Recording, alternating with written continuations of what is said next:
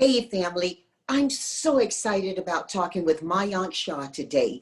The reason I'm excited is, well, twofold. Number one, I get to connect with a dear, dear friend. And two, you're going to get to learn a lot. Let me read something about him to you first.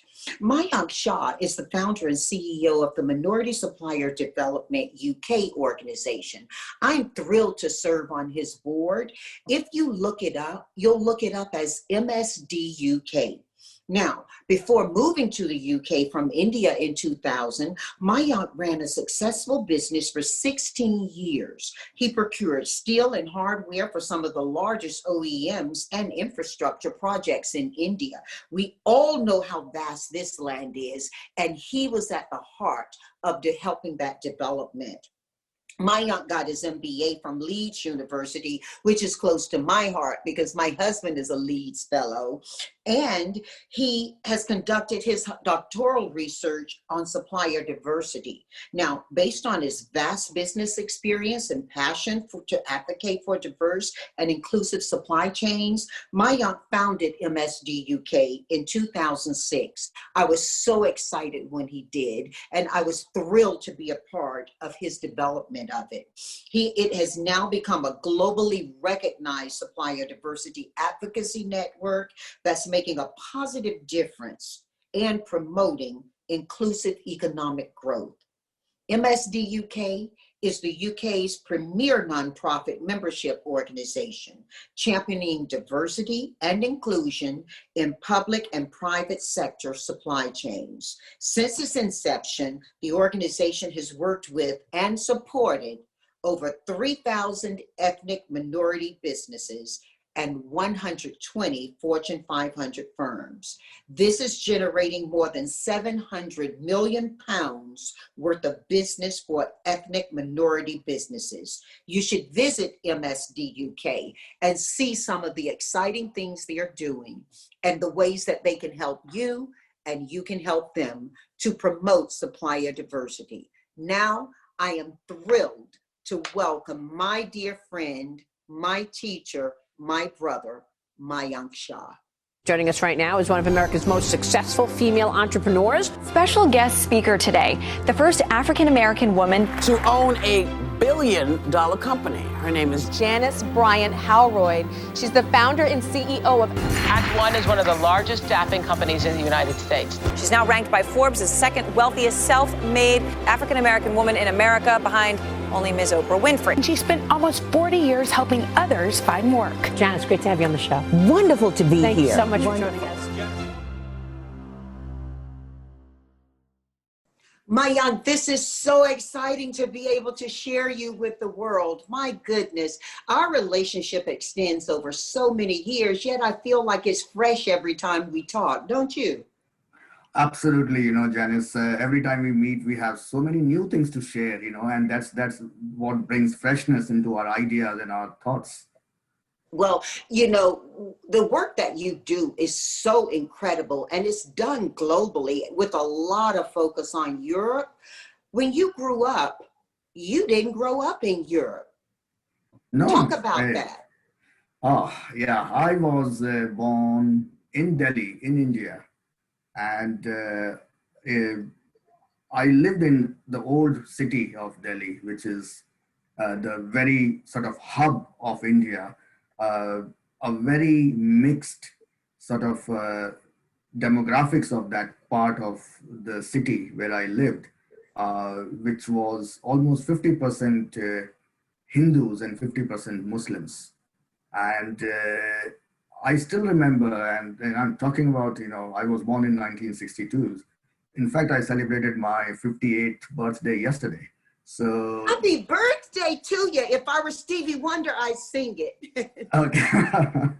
Thank you so much. And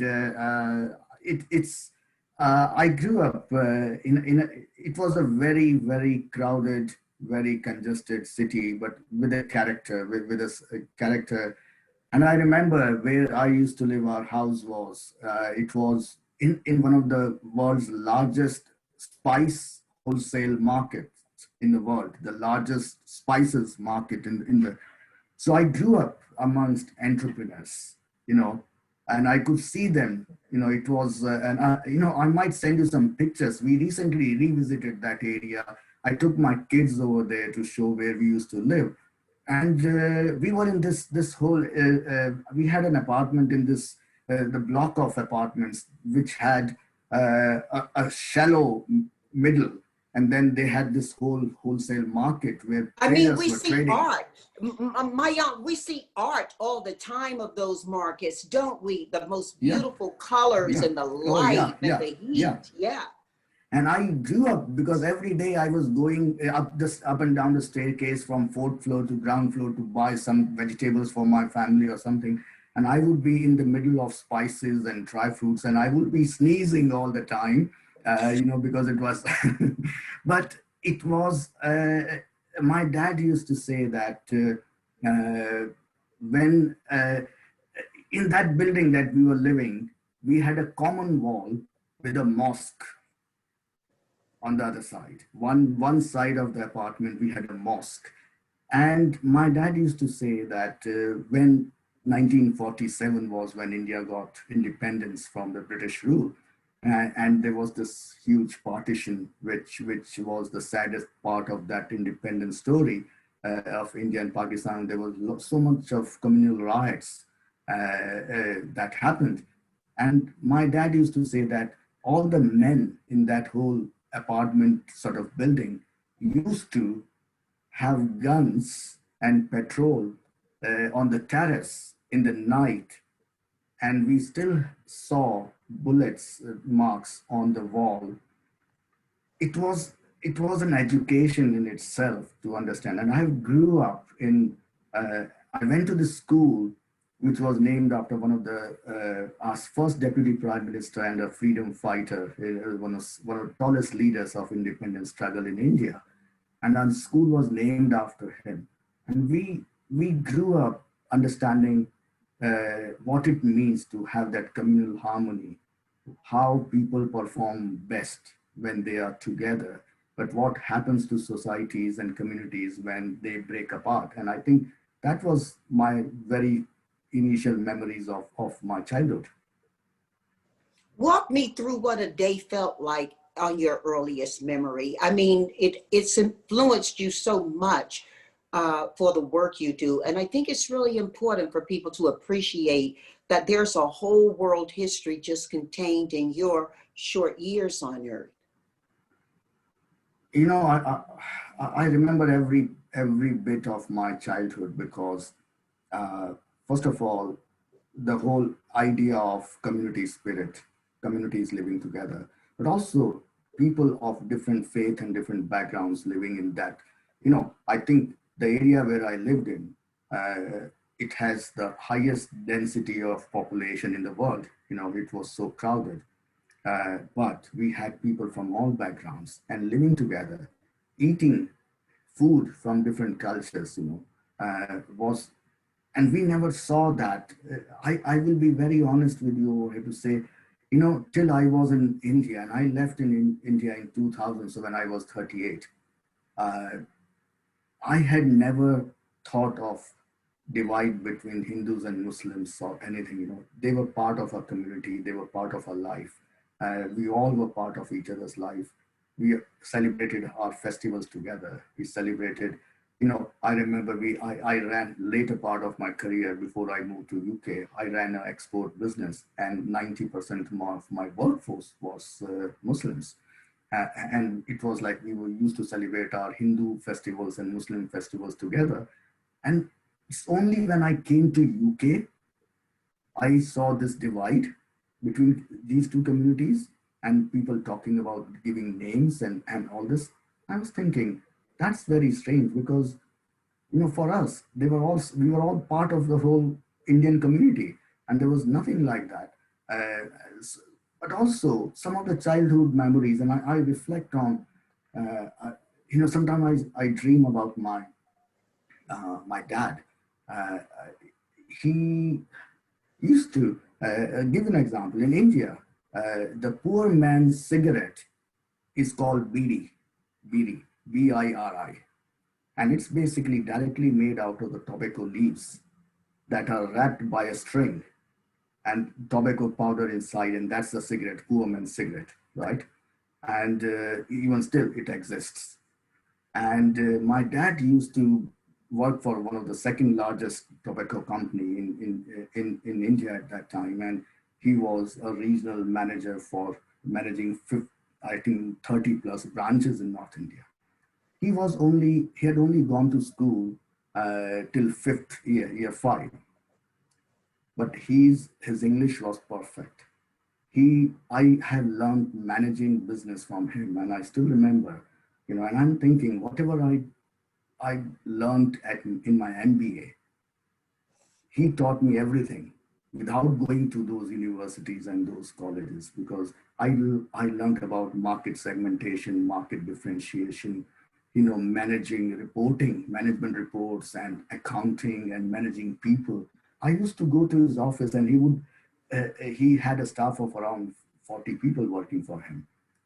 And I was little, I was maybe 5-6 years, and we used to live just opposite the office. And he would just call my mom to say, "Oh, don't send him to the office." And I will go, he'll send someone to fetch me. And then I will go, and he will vacate his seat, his chair, and say, "Okay, sit on my desk." And it was like, and I felt so well that I'm sitting in. And then he will get a bottle of Coke or Thumbs Up for me. And I was pampered like anything because I was a little child. But I learned so much from him. And I still think that, everything that I do now, I always remember my dad all the time, how he used to do things. And it's just incredible memories that I have of my childhood. Wow. What about home life? Home life, I think again, it was, I used to go to one of the very good schools in Delhi at that time.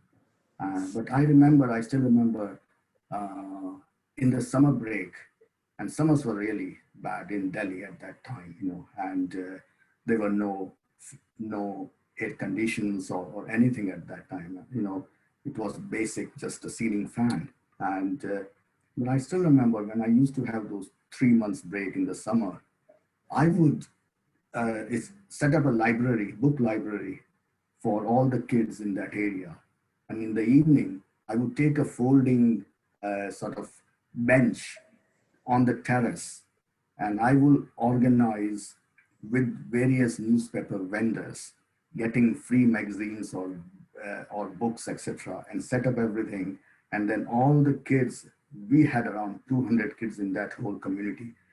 I will create a library card for them, temporary, and I will sit for 3 hours in the evening distributing books and newspapers and magazines to them, and maintain that record. And I think, again, that reflects on that I always wanted to bring people together, so childhood was beautiful. I still have memories of playing badminton and taking people on picnics, and it was just amazing. I think you and I have such a natural friendship. I think of you as my brother, and as we visit our childhoods, in ways they are so similar. With me organizing classrooms, and Mom said my favorite pastime was to teach kids. I'd be the school teacher. I think we pretty much early in life got a rhythm for how we would live it, don't you? Oh, absolutely. I still remember we had neighbors who had three daughters, and they were like my sisters to me. And we still go to each other's place, and we still liked, and they were like, I was their big brother. And we had a beautiful terrace, and we would just sit in the evening or daytime, and I would just teach them. I would make sure that and when the younger one was going through her GCSE, I would be the person. I would go with her to the examination center to make sure that she goes there safely. I will sit outside for 3 hours. She comes back, and bring her home. It's just natural. It's nothing new, but it just came natural to me.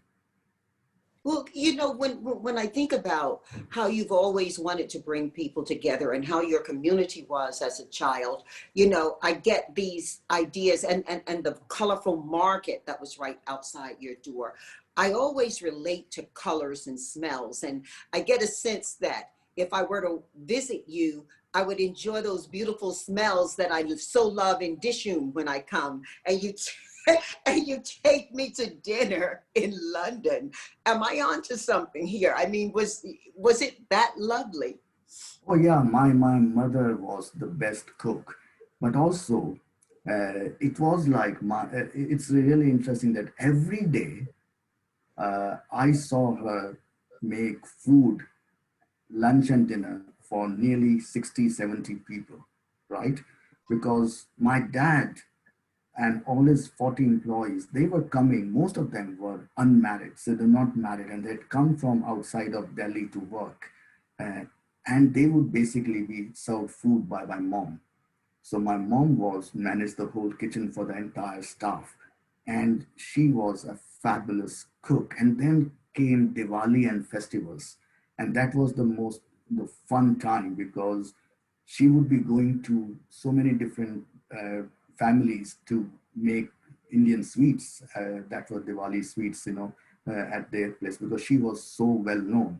And I'm so glad that my wife, lovely wife Nisha, uh, they were like uh, uh, a mother and daughter. They were never that in-law relationship. And I saw one of your earlier clipping where you were speaking to someone and she said, it's not, you talk about your sister-in-law and it's not in-law, it's just sister.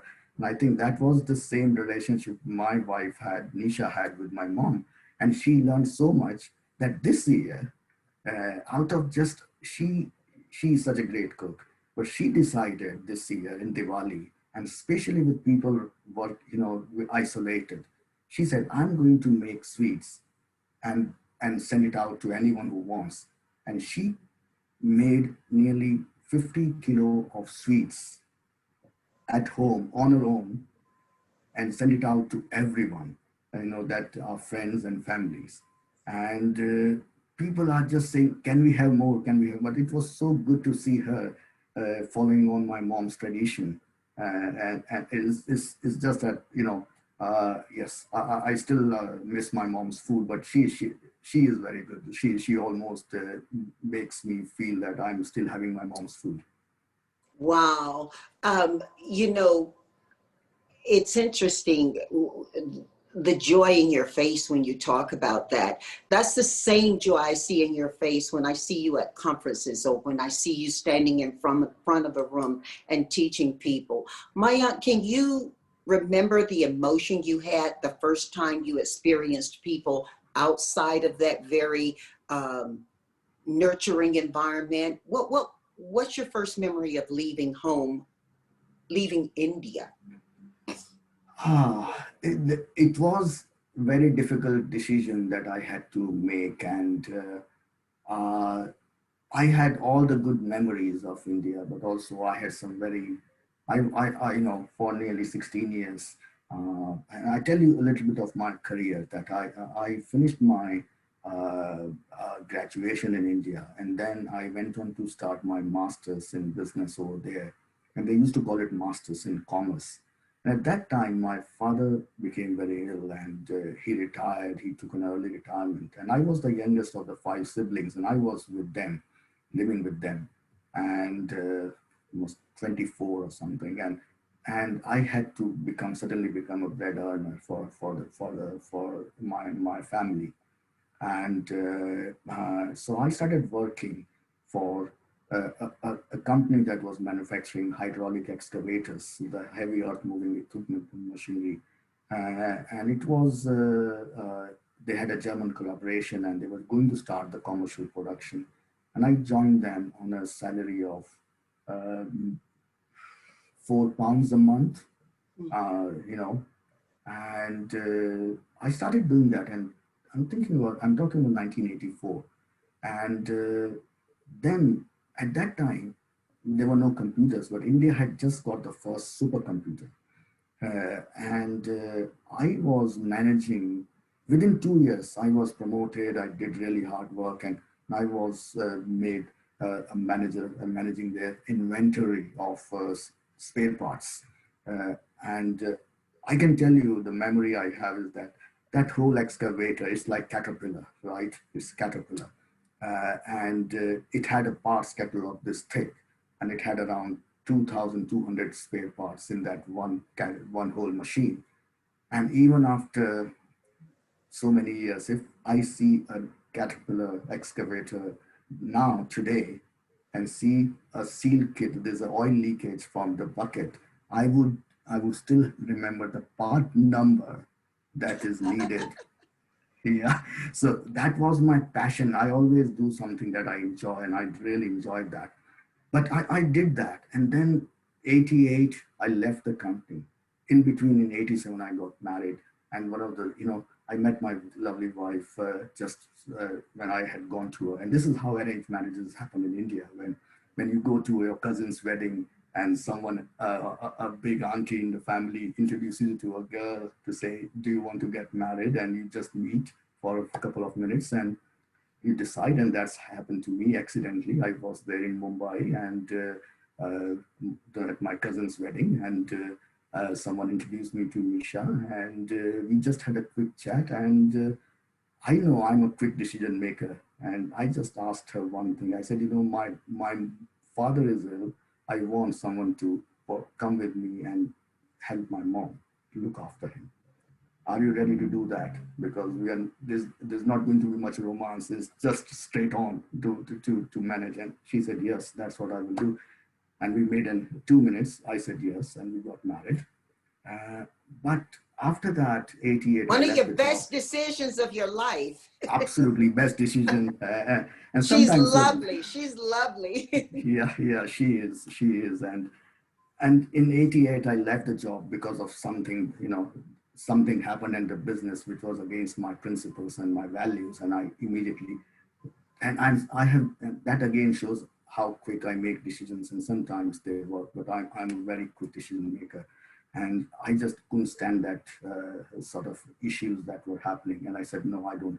That time, my Nisha was pregnant with our first child. And I did that because I just couldn't stand that, it was against my values. And I started my own business, went on for 16 years. And we have two wonderful kids. My son was born in 89, and my lovely daughter Aditi was born in 1992.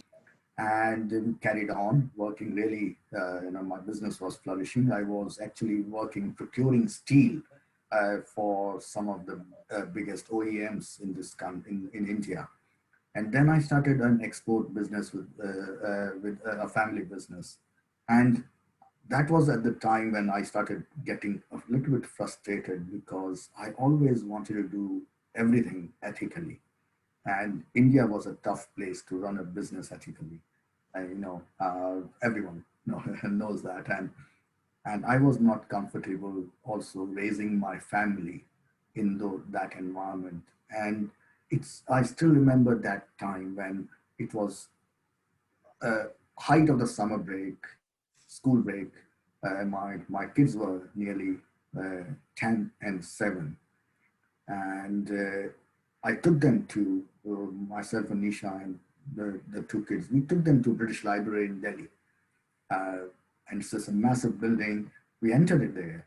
And we were struggling. We were having some struggle with the business also. Mm-hmm. And there was a big poster of distance learning MBA at Strathclyde University in Glasgow.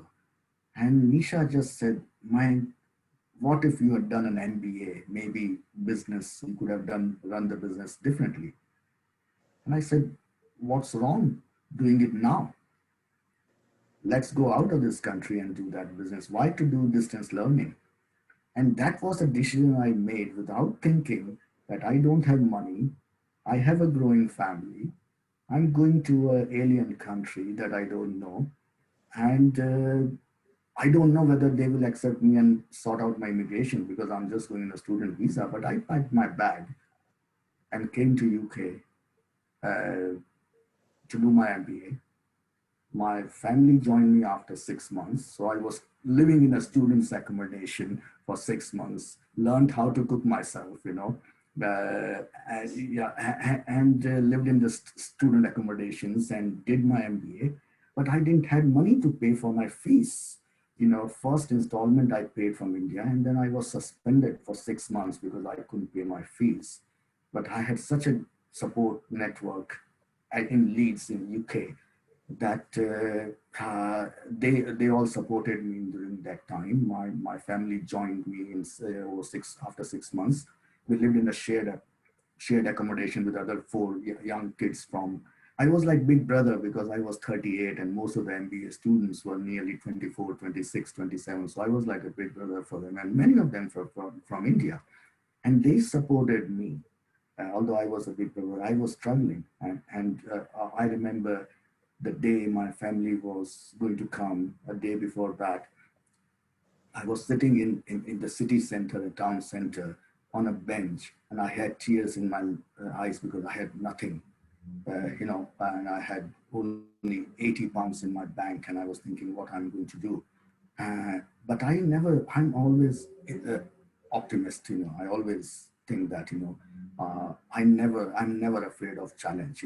I will take risk. I will try to do innovative things to make sure that everything works out. Started working for a bank. My wife came and immediately started working initially in the school kitchen, and then she was absolutely big with numbers. Mathematics was her forte, and she got a job in payroll, and she started working over there, and the kids started going to school, and gradually, MBA finished. What should I do? I was still on a student visa. I didn't want to go back to India, and my visa was expiring.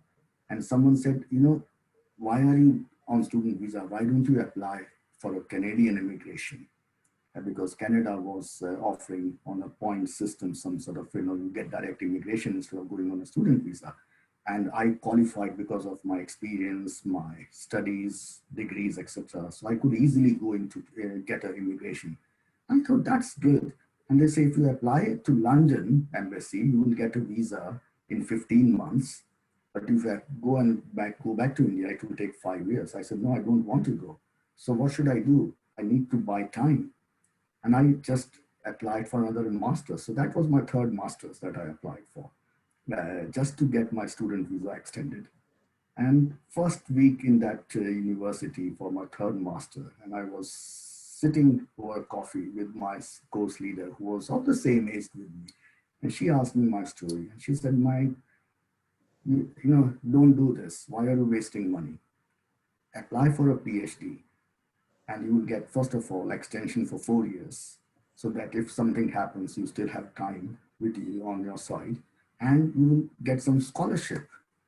So, okay, that's a much better idea. And I said, how do I get into a PhD? And she said, oh, you need to prepare a research report, proposal, think of a topic, write a 5,000 word research proposal, apply to a university, postgraduate department. They will send it out to professors who might think there's a good idea and they might invite you for an interview. I said, no, that's not entrepreneur in me. I'm not going to do that. So I did a reverse way. I looked at 4 Indian professors in 4 different universities, studied them of what their research interest is, approached them directly to say, I'm interested in research in your area. Can I come and have a coffee with you? I went to meet all 4 of them, talked about my experience and said, can I apply? And can I? They say, yes, send us a proposal. And don't send it to the postgraduate office, send it directly to us. Now, Janice, living in a shared accommodation, working full time with 2 growing kids, I wrote 4 different 5,000 word proposals and sent it to all the 4 universities. And guess what? I got offer from all the 4. I applied, I got my student visa extended. And within 1 month of joining that university, I came across this another PhD offer, which was completely funded, fully funded. And it was on supplier diversity. And I thought, okay, I would save so much of money and I would be better off if do that if I get selected. So it was fully funded by the government, and I applied, and I got selected, and that's the start of my supplier diversity journey. In 2002.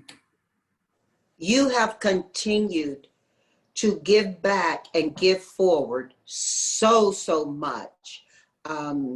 It really impacted you. Mayank, you need to share with us a little bit about MSDUK and all the things you're doing now. And in the midst of this global pandemic, that we see the light at the end of the tunnel, but we're still very much in the tunnel. You've been able to create incredible outcomes. Give us a little history of MSDUK and bring us forward on why I'm so excited about being a part of what you do. As I said, I started my research on supplier diversity, and the idea and the centerpiece of that research was to look at businesses in this country, in the UK, that are owned by immigrants, that are started by immigrants in this country, and how supplier diversity program can be the vehicle for their growth, and look at the US model and see what are the good practices that can be brought back to UK to help immigrant businesses. So I went to US on my research trip in 2002. And before I went on that trip, I wrote to a number of supplier diversity champions at that time. I remember, people at Ford and IBM and JP Morgan, and the big daddy of supplier diversity, that's what they used to call him, was Ray Jensen at Ford Motor Company. I remember Ray Jensen so well. Yeah. He was the one who nominated me for my corporate plus status. Wow. Yes. So I met him. I went to Detroit and met him, and he had given me 30 minutes for interview. And I remember going into Ford Motor Company, and he took me to his office, and I had that small tape recorder with a small cassettes, and he started. And believe me, he went on for 3 hours. Mm-hmm. Mm-hmm. And I still have the transcript of that interview. And it was like I was running out of my cassettes, and he saw that, and he asked his PA to say, fetch more cassettes for him so that he can continue recording me. And that's almost like a Bible for me on supplier diversity till that, And what I saw over there from him was how corporations, especially after the racial riots in Detroit in 1960s, how they all came together to create wealth in the community and found a solution for reducing that racial hatred. And because they thought that, just by giving economic empowerment is the only way you can reduce those tension in the community, because it leads to better education, better health, better prosperity in that community, more jobs in those communities. And he gave me examples of what the Big Four did in Detroit to pick people who were just running small garages to make them multi-billion-dollar businesses. They invested in their growth. Yeah, and Mayank, you hit on something that maybe we can divert and just talk about a little bit, because the idea is that for many people, before those 8 minutes and 43 seconds of George Floyd, many people thought about the racial issues across the globe as being social issues. And we're seeing with the convergence of health pandemic, economic and social pandemic, that they are all very much connected. And economics fuels so much of it. You see that in the UK. We talk about it here in the US. You see that in the UK. Talk about that a little bit. I totally agree that, I always say that, if you are economically, as a community, if you are economically prospered enough, it reduces everything else. It tackles every other underrepresentation, because just having that comfort level in your family of a good, decent income, helps you invest in your kids, helps you invest in health insurance for better health for you. It helps in so many ways. It reduces the stress that you have every day about worrying about the next day, next meal. You know, economic prosperity sorts out so many different things. And I think when I talk about supplier diversity, I think it has got the power, and to change this, because when I go to procurement people and speak in large corporate, I say, you have the most important power in your hand to make that change, because you have the power to invest money in communities. If you do that rightly, with right mindset and right purpose, you are going to impact so many communities just by making sure that you are inclusive in your approach. Because I was just had a statistics recently. I made a call to FTSE 100 companies to invest 1% of their purchasing with minority communities. That amounted to 18 billion pounds. Wow, yeah. Right? Just think about that 18 billion pounds going into minority communities in this country and the impact it will have on job creation, on better health, better education for the next generation.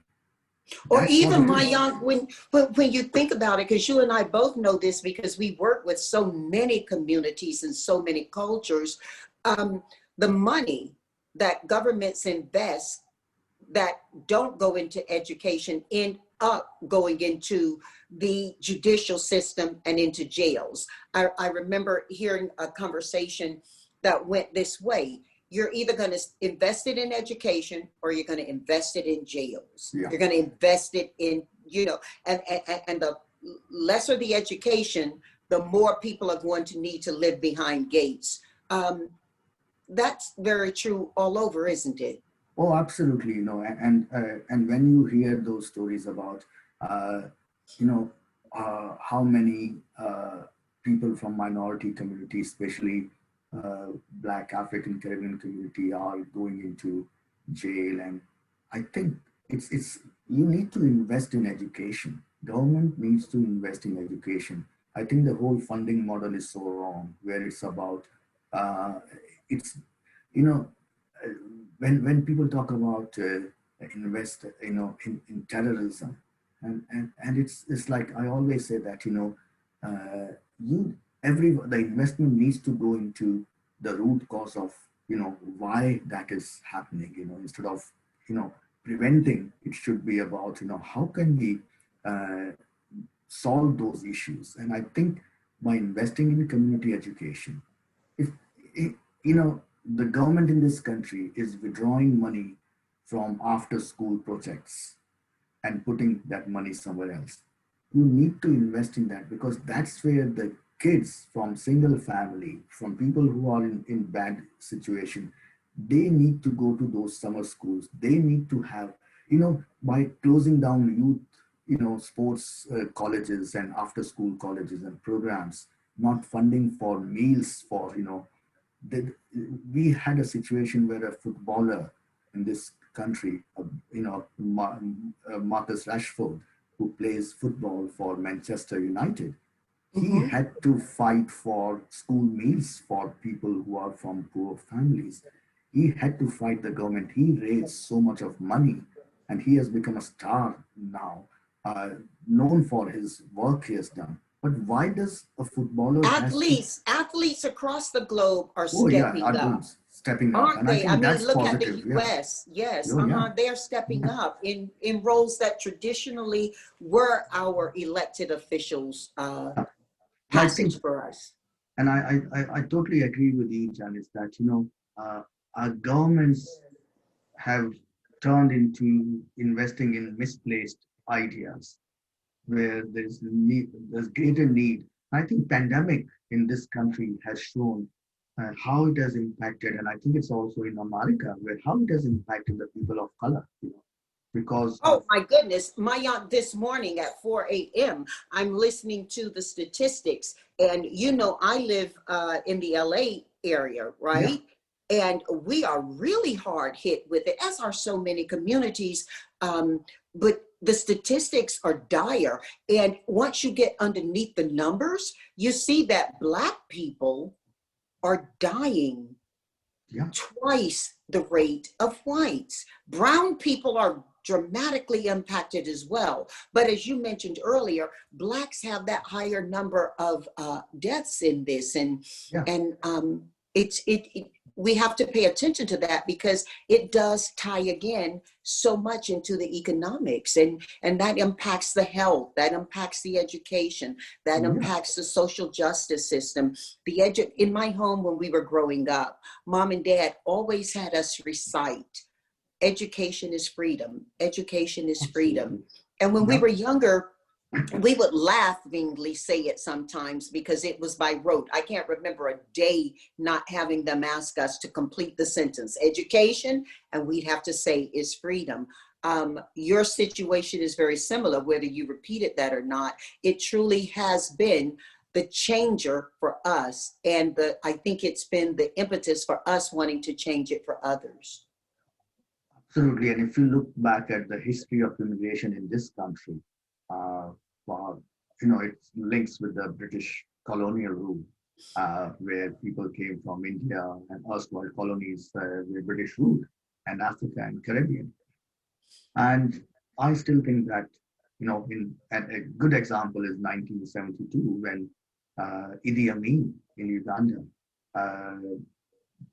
asked all the Indians to leave in 24 hours overnight, seized all their assets. They were very rich community traders. And because they had gone under the British rule to Uganda, they were the subject of the British Empire. So they were granted to come to UK, option to come to UK by the British government. And incidentally, where I live now, my city, Leicester, it opened the doors for those 32,000 Ugandan Indians to come to the city. Now, at that time, Leicester was a textile hub, one of the biggest textile hub in UK. I remember. Yeah, and they came overnight, packed with kids, large families, and it's one of the biggest success story of immigrants in this country's history of immigration. The Ugandan Indians are the most affluent, most successful community of immigrants ever in the history of UK. And the reason why they have been successful when they came without a penny in their pocket was hard work, staying together as a community. They lived like 5 brothers with 10 children. They all lived in one house to share, to manage, to look after kids, work in those textile factories 15 hours a day, saved money to start buying properties so that they can all reside in a comfortable way, but also made sure that every single child in their family either becomes a doctor or becomes a lawyer or becomes an accountant or engineer. They made sure that they get the best education. And that they help each other. Oh yeah, help each other, absolutely. And they are the most success story, the biggest success story of. Now, I always say that communities as such of color need to learn from each other. Sometimes we work in silos. All over the world, we all work in silos, and that's not helping. My dad used to say that, these fingers, if they are on their own, it doesn't have anything. But the moment you bring them together, it brings strength. Collectively, united, we have more stronger than divided.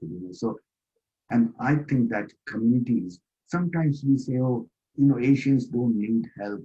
I think we can learn from each other, and we need to learn from each other. And I think that's what makes me proud at MSDUK, because what I have tried to create is bring all cultures together, because there is so much of learning and mentoring and support that we need from each other to learn how Asians are successful. What can we do? At the same time, it's our responsibility as an organization to make sure that we support underrepresented communities or Black communities by investing in them so that they can also reach the same level that others are. but also share each other's success and stories. You know, Mayank, you do that beautifully within MSDUK. Will you please do two things for me? One, will you break down for us what supplier diversity means, what it's all about, and then how MSDUK is solving toward that effort? I think, as I mentioned, and I say that to corporations all over the world and procurement teams that I engage with, is that supply diversity solves so many issues, both commercial and social, for any large company. When it comes to social issues that the impact their supply diversity program makes, one is they are directly addressing the issue of inequality, socioeconomic inequality, by encouraging entrepreneurship in those communities. But also, if they look at 38% of UK's population by 2050 will be of color. That's your market of the future. And if you really want to have a piece of that cake, you need to, as a big brand, you need to have your brand visible in those communities, because people of color are more trustworthy and more loyal to brands. Research has said, have shown in America and everywhere that very brand loyal. We are very brand loyal. So if you really want your brand to be part of that community growing consumer market, you need to either employ people from those communities or do business with that community, because that's how you're going to get that brand loyalty. So there are those social impacts, but also investing that is coming out of. Because another piece of research that has come recently all over the world is that the future generation, our next generation, the young people all around the world are more socially conscious, more conscious about the environment, more conscious about how big brands are doing when it comes to ethical sourcing, environmental impact. So if you really want to attract the best talent in your organization in the future, you need to be socially conscious brand and company, and not just tick the box, but do the things that they expect you to do. So those are the social issues of supply diversity if you do it right. But also the commercial aspect, which basically adds value to the corporate bottom line, is that you get innovation, in your supply chain. You get a competitive advantage. And finally, you get an alternate supply chain options. Now, pandemic is a real good example where when COVID-19 hit, many of those supply chains were disrupted because they were all relying on China, all relying on Far East countries, and supply chains were disrupted. And they couldn't get PPE, they couldn't get essential goods and services. What happened at MSDUK? We had 10 amazing entrepreneurs, minority business owners, who had all the sourcing sorted to provide that continuous supply of essential products and services. We set up a COVID-19 marketplace, and we help our corporations continue supply of PPE and essential services. That's the benefit of supply diversity. So I always say that, think about both commercial values as well as social impact that we are making. And as a minority, I can look strongly forward and say our community is your community to anyone who is not a minority or a part of the minority majority community. Two things dynamically impact this. One, as we come out of this pandemic, everybody is going to be robust in their desire to congregate again, to remove the distance, even though technology has helped us through that. We're going to want to touch and smell and feel together again. And I will say also that young people really are establishing their communities more from their ideals than their ethnicity. And so marriage and childbearing is going to create a wonderfully, in my opinion, very new culture for the whole world. And we're going to see that many of those things that traditionally defined our communities no longer will. We know that's happened with technology, Mayank, because we've seen how technology has enabled businesses to be born global, you know, from day one.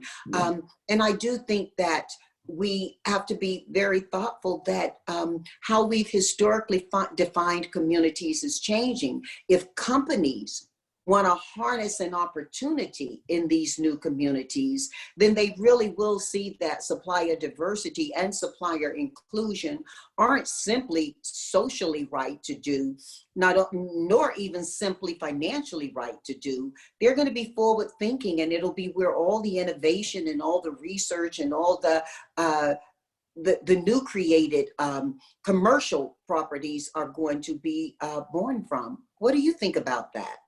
Absolutely. You know, the recent research has shown in UK that the fastest growing demographic in UK is the mixed race population. Yes. Yeah. Yes. And I think it's going to be the norm, you know, in the future when intercaste marriages, interracial marriages, those are the norms now. Normal norms. Our families are representative of that. Your family and my family, yes? Yeah, absolutely. Yeah. And that's the future. And we need to embrace that, you know, because we need to celebrate that, because that is going to reduce those social tensions that we have seen in our communities. You know, that's one of the sort of really important factor that I see when I see the mixed race communities growing at the fastest rate. But I also say, you mentioned about innovation, you mentioned about young people, and 20 years down the line when I started thinking about supply diversity.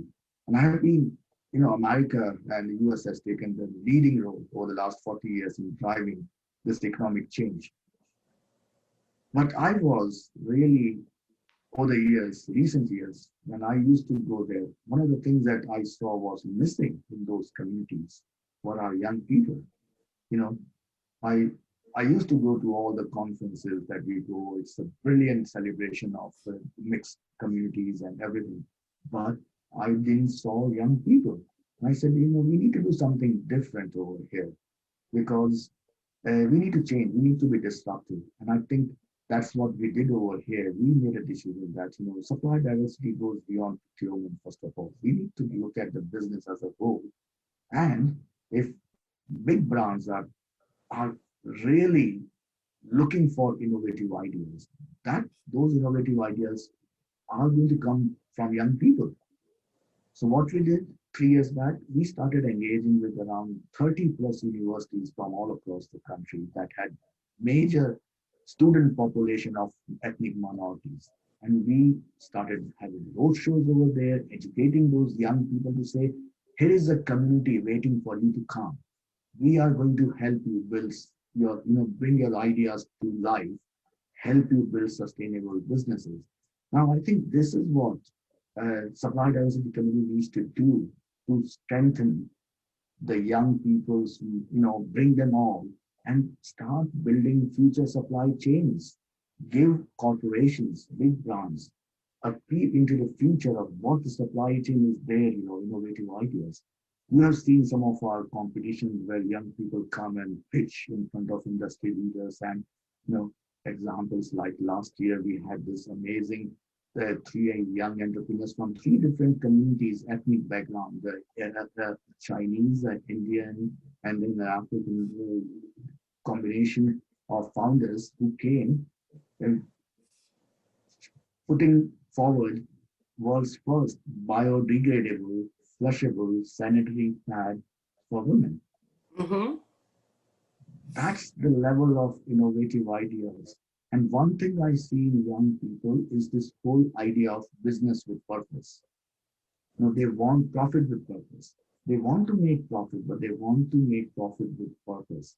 And I think that is so refreshing to see in those young. And we need to keep nurturing them, you know, because if we help them build big businesses out of their ideas, that's the future of, you know, they are going to sustain our communities. And you know, Mayank, you talk about how you've innovated from what you saw in the US. One thing I do want to ask you is talk about specifically MSDUK, because a lot of I call my audience my family, because you know I feel so close to them, and so much of this audience who are listening to you right now are people who are under 40 and under 35 years of age. Explain what MSDUK is and what you're doing and how they can connect with you, especially if they're entrepreneurs. Absolutely. So MSDUK stands for Minority Supplier Development UK, and we are like a not-for-profit organization that I founded in 2006. And our primary objective is to bring the most innovative entrepreneurs from ethnic minority communities in this country to be part of corporate supply chain, you know, to make sure that they are part of this mainstream supply chains. They get access to some of the biggest brands. You know, we are working with likes of from Unilever to Barclays to Accentures and Levi's to GSK, the pharma industry, you know, Nike and Warner Media to Sony Pictures. So a whole range of industries are part of our network, and they all are looking out for new ideas and entrepreneurs from minority community. And we bring them together. We provide them that platform where they can come and meet and explore business opportunities. But also what we do is we provide that support, almost like a 360-degree support for any I always say that for any minority business, whether they are at a very early stage of just an idea stage, to someone who is turning 50 million turnover, 50 million pounds turnover, we are their partner of choice because we are there to help them in every stage of their development, so that we work with world-class universities, world-class, you know, technical institutions to provide them R&D support, investment support, everything that they need to bring their ideas to life. And we are part of a global community. You know, we brought our partners and, you know, brothers in Australia, Canada, China, South Africa all together to create this global supplier diversity alliance, which and those companies who are working with you, they're very strong on their own and they really believe in it. And the result of it is that they're doing business with minority-owned businesses. I mean, Bristol Myers Squibb has joined your board, and they have a strong commitment, don't they? Yeah, you know, almost every year we are helping minority businesses generate hundreds of millions of pounds of business. You know, so it's not just a tick box exercise. These big companies really value the importance of supplier diversity, but also we do fantastic, brilliant event. And the best thing to come to an MSDUK event is that you get very good food. Okay. Yes. Yes. Hey, and look, this year, I think Mayank, correct me if I err, MSDUK is the first NGO to offer its diverse suppliers, its minority suppliers, free membership during the pandemic as a response to enabling them to continue to sustain and grow their businesses. Did I get that right? Yeah, absolutely. You know, when pandemic hit, the first thing I did was, although it's a small amount, we just charge a couple of £100 every year for minority businesses. But the first thing I did was I went to my board of directors and said, you know, it's time to pay it forward. You know, we need to support these businesses. We don't want any money from them. Let's make it free for 1 year. And that was our small gesture. But it's ironic that, you know, there are supplier diversity advocacy organizations all over the world, and everyone has a membership structure. And what I did was I made an appeal on social media, a call for action to ask everyone to see if they can also do what MSDUK has done and pay it forward. I haven't seen any organization doing so, but I'm very proud that actually we were able to do that. And I must thank my board of directors for supporting me in that. You know, I'm really fortunate that I have got such a supporting board, but also an amazing team. Can you believe, Janice, that I have a team of 12, people, fabulous people working for me. 8 of them are women, and they are coming from 10 different nationalities. You can't get better than that when it comes to diversity. But that, that whole diversity of talent from different backgrounds, what they bring is just beautiful when they are all together. And I think that's the value of diversity. And you're exempling that from inside out. We're going to do 4 for 4, which is something that my family and I truly enjoy. Before we do that, though, Mayank, because I've been such a student of yours as well, every time I talk with you, I'm learning, laughing and learning. I do want you to share with me some of what you consider the greatest lessons you've learned, because I think right now we're in a place where people are listening like never before. You and I have had our own conversations about why 8 minutes and 43 seconds of watching an innocent man be kneed to death made so much difference to the world when it's been happening all the time. What was different about that moment? I think what's good about this moment is that it's creating a movement forward. You have learned so much and taught so much.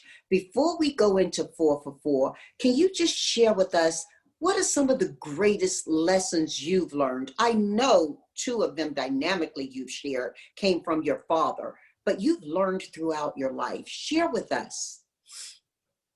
I learned every day. I'm learning. I'm still learning. But I think one of the things that I've always said that I believe that nothing is impossible for me, And I give you an example. Till last year, I had never sat on a cycle, and did a cycling.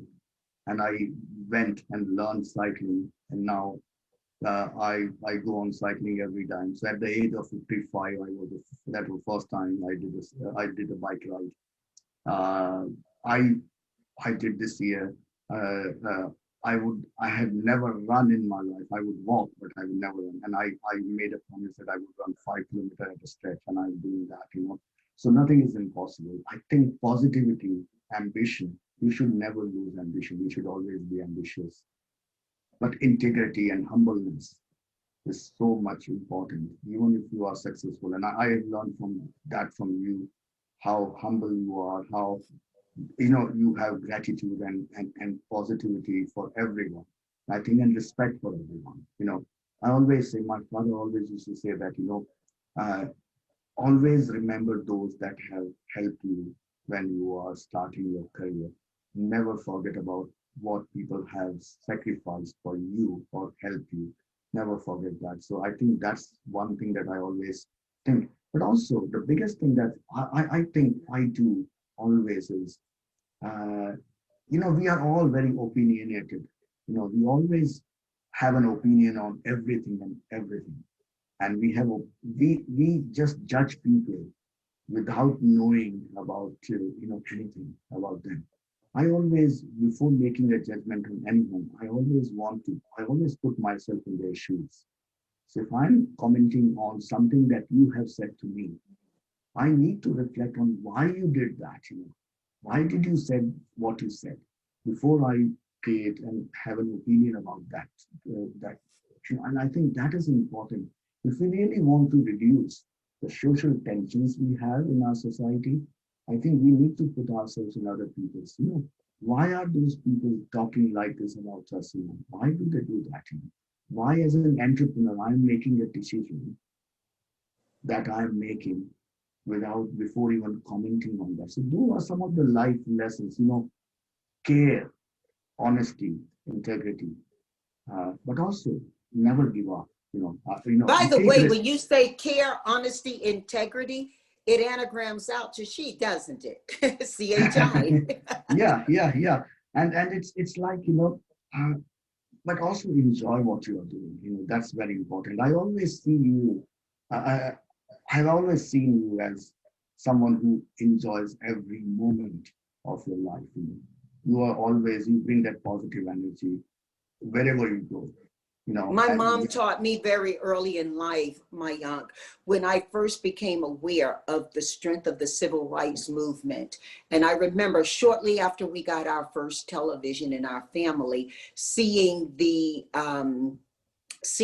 hoses and dogs that were let loose on the civil rights marchers. Another moment that media helped us to inform our ideas about social justice. And I remember seeing that, and my response was anger and fear.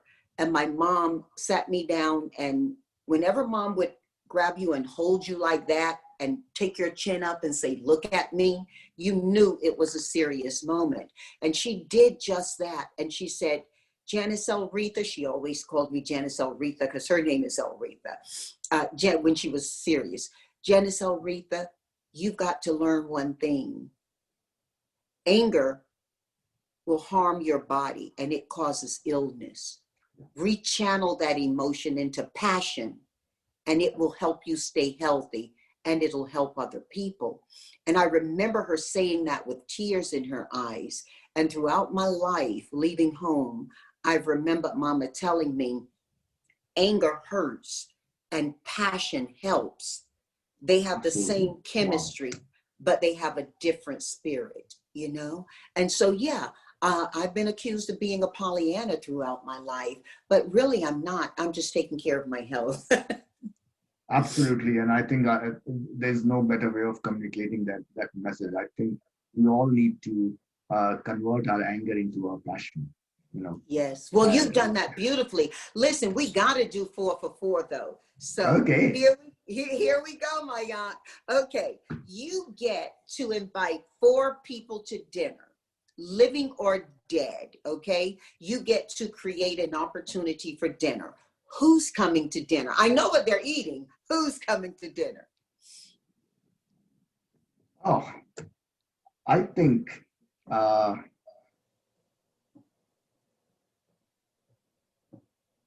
would like to invite, and I'm going to be biased about some of my favorite actors also. And I think my wife would be really pleased if I have George Clooney as one for dinner. I really like Tom Hanks, so I'd like to bring him.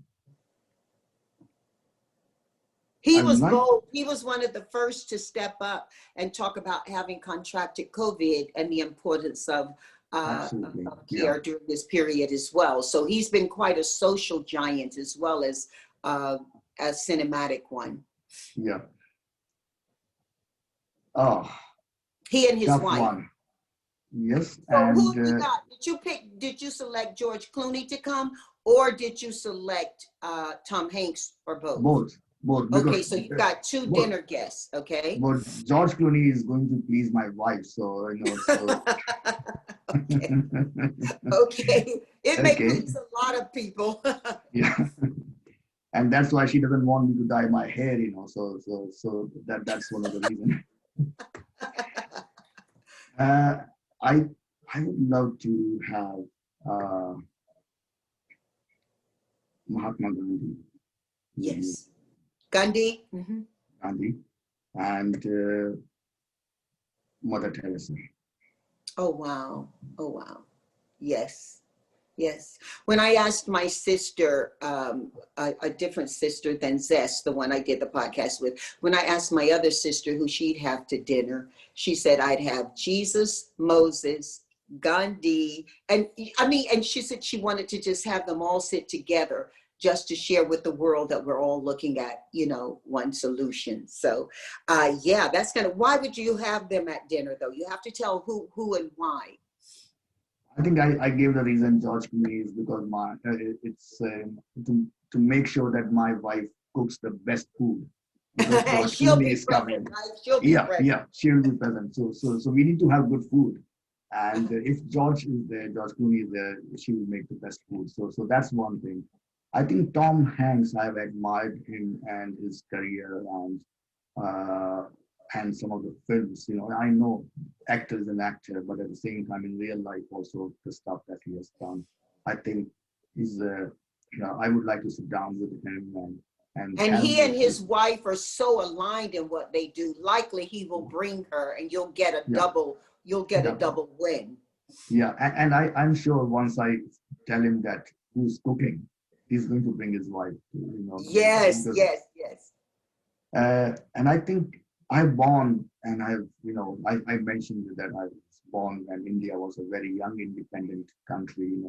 I was born in '62. India got independence in '47, so it's only 15 years into independence, and we were born with knowing more about the whole struggle and whole non-violence movement that Gandhi led. I'm a big believer in that.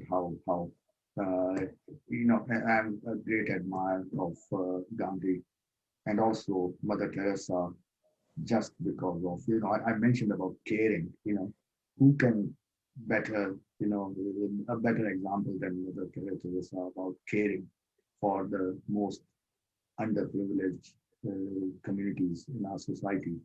And it's just that, to be in with them and just listening to them is going to be, the best moment in my life. Wow, wow. And I'm sure each of your guests are going to take doggy bags away and they're Oh going to yeah, yeah, feed somebody else. yeah, yeah. Yes, yes, we Absolutely, learned absolutely. so much from Gandhi. Wow. Yeah, Yes, I want to come to that dinner. You get to invite 5 people. I'm coming too. yeah. So you are definitely there. You are the host. You and Nisha are going to be the host. But Oh, wow. Oh, wow. I'm just looking for 2021 when if everything goes well and we are able to meet again. I just want to see you in London and take you to some of the best food joints. We're going to You go know back the to first Disham. one I want to go to. Disham, yeah, Yes, definitely. We are going yes, to go yes, there. yes. I And can walk there. I can walk there from my hotel because my hotel is right at St. Paul's. I can take a yeah, nice long walk. but also Disham is one of the biggest success stories of last 5 years for an immigrant entrepreneur. You need to read their story of the two kids who were like a second generation and immigrants and how they built one of the fastest growing business in this country. They, Actually, Mayank, you should take a moment and just share the history of Dishoom and how that experience was in India for Indians, because I remember sitting there eating the yeah, best yeah, food of all, and you sharing with me how you'd see people in evening gowns and people in work clothes. And why don't you yeah, share a yeah. little bit of that? It's good for the moment. Yeah, that's right. And see, Jishum was is a chain of restaurant in UK. Now they have got 8 restaurants in Manchester, in Birmingham, in Liverpool, and 4 in Wow, it's London. grown. It's grown significantly, but it was based on what we used to call in like it's a coffee house, and we there was a community in India that came from Persia, and they were called Parsis. And they started this, what they call, they came from Iran, Persia, Iran. And in India, we call them Parsis.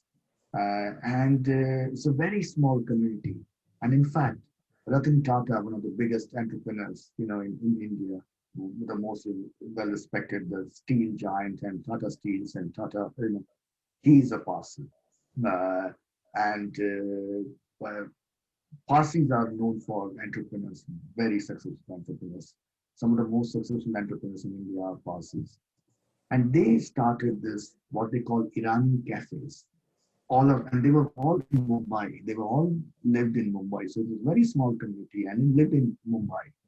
And every street corner, they started this Irani cafes, which was like a community joint for everyone to come. And whether they are rich, poor, they will all come, have a coffee, read newspapers, but also some very traditional Irani, Persian food. And that became a tradition. It's still, there's a book called Shantaram, which is really very good book to read. Yes. And it has got the whole story is based out of, the Irani cafe that is there. and it still is in Mumbai. There is still that Irani cafe that was pictured in Shantaram. And Dishum tried to bring that Irani cafe to London. And wow, what a brilliant copy they have done. It's just an amazing place for everyone to come. And you go there every time, you will see that whole community spirit and that fun and joy. And the Everybody, lines outside waiting to oh, get in. yeah, yeah. And if it's winter, they will give you a cup of chai, Indian tea in the glass. And you have to wait for 45 minutes, but people do wait. And it's even in freezing cold, they are You there. drink tea, you discuss the theater if you happen to be in the Yeah, theater yeah, district. yeah, And you absolutely. and it just is an enjoyable experience. We had Yeah, that, didn't we? yeah, absolutely. So, whoever is watching this, make sure you mark the word Dishum, Dishhoom, and it's one of the best restaurants in London. And Janice, any one of your friends coming to London, to UK, give them my contact details. I'm going to take them to some of the best restaurants wherever they are in this country. We will have fun. And affordable, and affordable. Affordable, absolutely affordable. Yes. Yeah, Dishum is just a brilliant restaurant and brilliant place to go. And the best thing is that it's very cosmopolitan. It brings everyone together, and I think that's the essence of Irani cafe. And they've got that in London. Don't worry if you have an evening gown on. Don't worry if you have blue jeans on. You're welcome. Absolutely, you are welcome. And Hey, so, look, Mayank. We got to do 2 for 4 now. What are you listening to? What music for you're listening to, and why? I'm a big fan of Indian music, being brought up in India. So I grew up listening to Indian music. I'm always for some old classical Indian music, but also meditation music. So, But you got to give us artists and names of songs, because I'm taking all of the music from my podcast guests and I'm creating a beautiful playlist. So you've got to tell us the artist and you've got to tell us the song. So one of my best, and in Indian movies, Bollywood movies, you have playback singers. So the actors are not singers, and they just lip movement. And so there are some very good singers, from Lata Mangeshkar to Manna Dey, and I like their duet. Both of them combined together, they sing duets, and there are some beautiful songs. In fact, it brings my memories of our sort of honeymoon. We went to a hill station, and we had a cassette.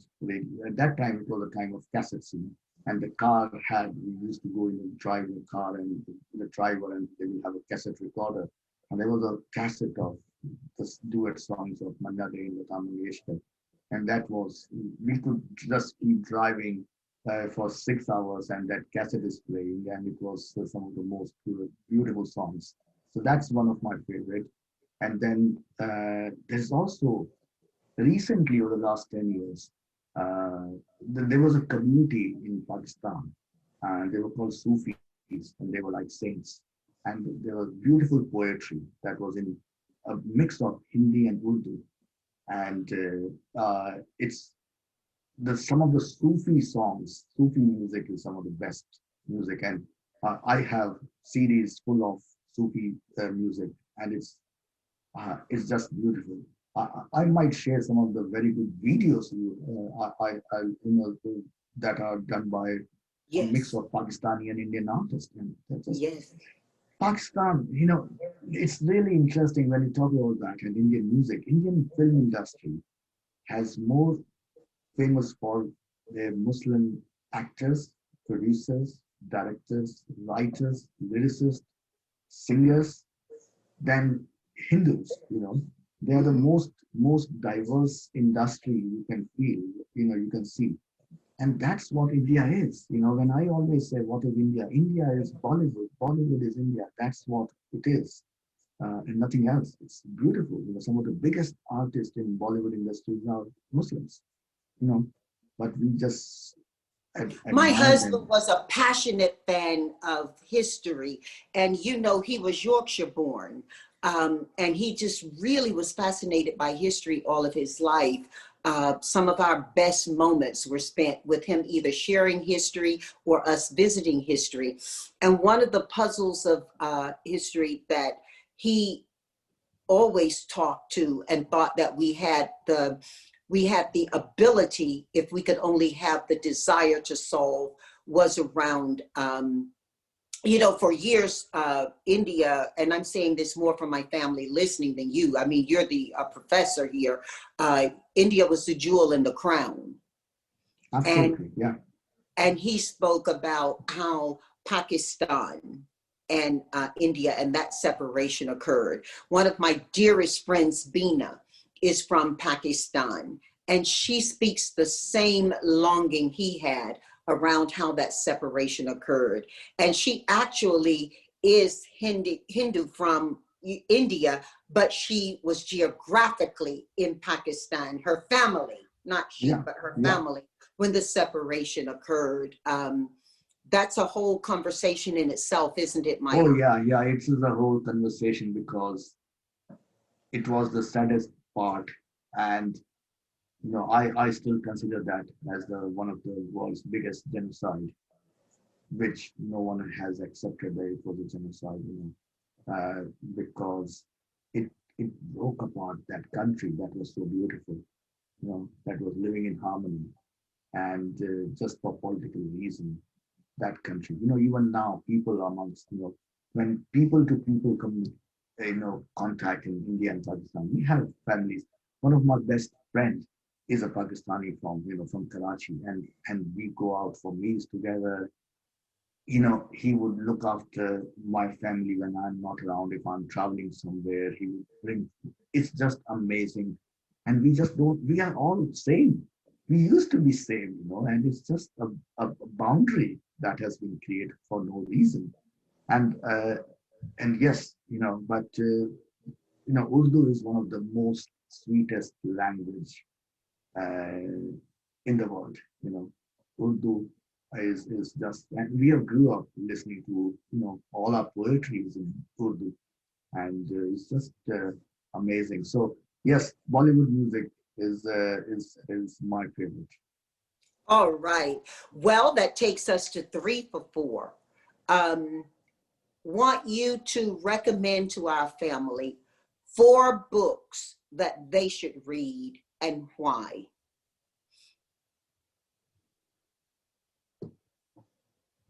Uh,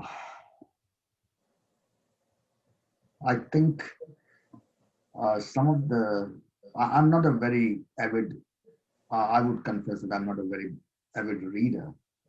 And I think maybe just I can't concentrate, uh, yeah, I can't focus. Shantaram is one Yes. that I've read and I really had a big impact on me.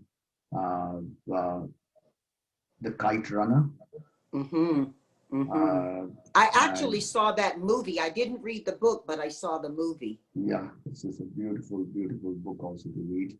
Uh, uh, I was just reading, and I will send you this. There's a 4-part series on Netflix, which revolves around the school that was set up by an Indian doctor in America, Mm-hmm. back in India, to educate kids from the most deprived communities, and it's called Shanti Bhavan. Mm-hmm. And it's one of the best Netflix documentary on women empowerment, on education, but it brings tears to you.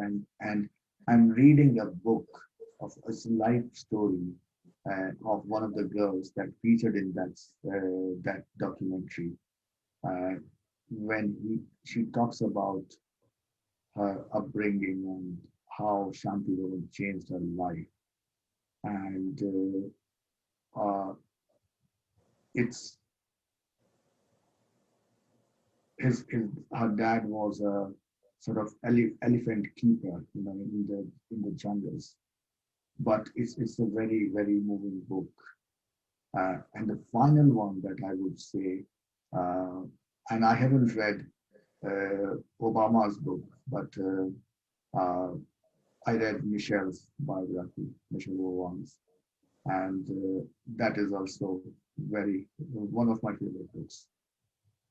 Thank you. Thank you. And now, Mayank, we're going 4 for 4. And Okay. I've certainly enjoyed Bring it on. Okay.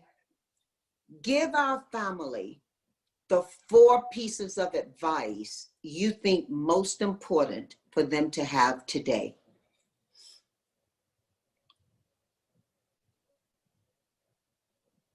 Care for people, care for environment,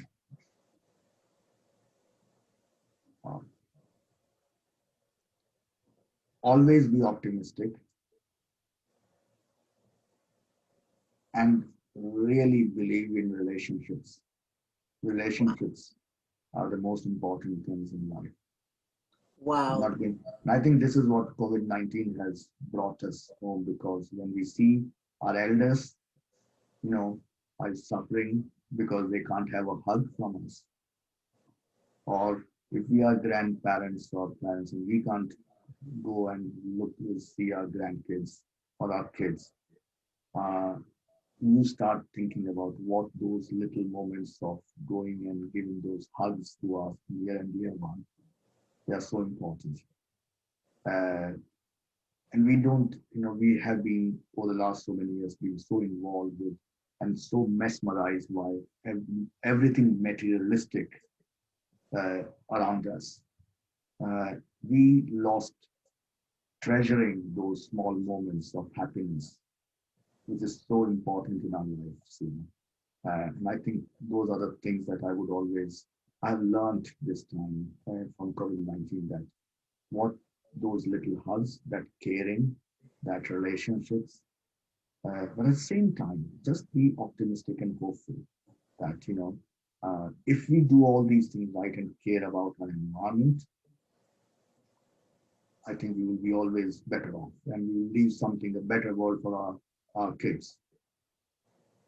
Wow. Mayank, this time with you is some of the best time in the world. I always leave our conversations, whether they're in a group or one-on-one, better knowledgeable and feeling better. And this is no exception. I cannot wait to see you again. Share food, share life, and Absolutely. Share together. And you share are hugs. Incredible. Share our hugs. Share hugs. Share That's our what. hugs. Yes, share our hugs. Wow. Yeah, Please, by the way, hug your family for me. Absolutely. And take great care of yourself. We need you. The world needs you. And from my heart to your home, absolutely. Please enjoy the season. No, and I must say, Janice, that I've spoken all about myself and my family and my life, but I think you are one of those, I call my sister, but also a role model for so many young people. You have made so much difference to so many lives. So I wish you keep doing that. Keep being Janice, and keep spreading the love and faith and optimism to everyone around you. Have a wonderful holiday season. Thank you. How you enjoy your holiday and your holidays. I love you, Mayank. God bless. God bless. Thank you so much. Thank you.